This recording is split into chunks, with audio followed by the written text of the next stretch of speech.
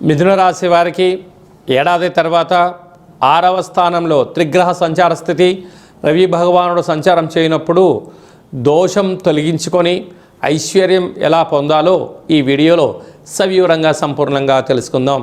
రాశాధిపతి బుధ భగవానుడు, వీరికి 2వ స్థానంలో దేవగురు బృహస్పతి సంచారం చేయడం వలన విపరీతమైనటువంటి పెట్టుబడులు, ఆలోచన విధానము, ఐశ్వర్యము, కొత్త అవకాశాలు రాబోతున్నాయి.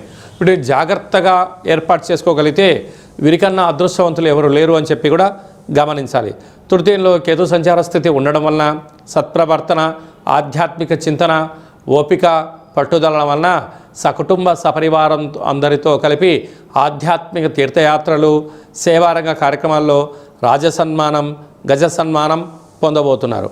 6వ స్థానంలో రవి, కుజుడు, శుక్ర సంచార స్థితి ఉన్నప్పుడు ఒకవైపేమో ఆందోళన, ఒకవైపేమో కొత్త ఆలోచనలు కలుగుతుంటాయి. స్థిరాస్తులు, చరాస్తులు సంపాదించబోతుంటారు.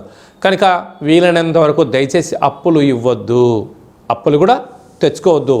ఉండబడిన వాటితో సర్దుకుపోగలిగితే మంచి కాలంగా భావించగలగాలి. భాగ్యస్థానంలో రాహు, రాజ్యస్థానంలో శని భగవానుడు ఉన్నప్పుడు అనేక మంది మిమ్మల్ని గమనిస్తున్నారు, మీ ఎదుగుదలను గమనిస్తున్నారు. మీరు ఎదిగే కొద్దీ వాళ్ళు మీ దగ్గరికి వచ్చి సలహాలు పొందుతూ మీకు ఐశ్వర్యాన్ని, ఆనందాన్ని పంచుకోవడానికి సిద్ధంగా ఉన్నారు. అంటే కష్టకాలంలోనేమో మిమ్మల్ని అందరూ దూరంగా పెట్టారు. మీరు ఎదుగుతున్నారు అని తెలుసుకోగానే వారే వచ్చి లేనిపోని బంధుత్వాలు కలుపుకొని మీరు సంపాదించబోతున్న ధనంలో మాకు కొంత సహాయం చేయండి అని చెప్పి అడుగుతుంటారు. దీనివలన సమయం కూడా వృధా అయ్యే పరిస్థితి ఉంటుంది. కనుక వీలైనంత వరకు ఆధ్యాత్మిక చింతన, సత్ప్రవర్తన అవసరం అని గుర్తుపెట్టుకోగలగాలి.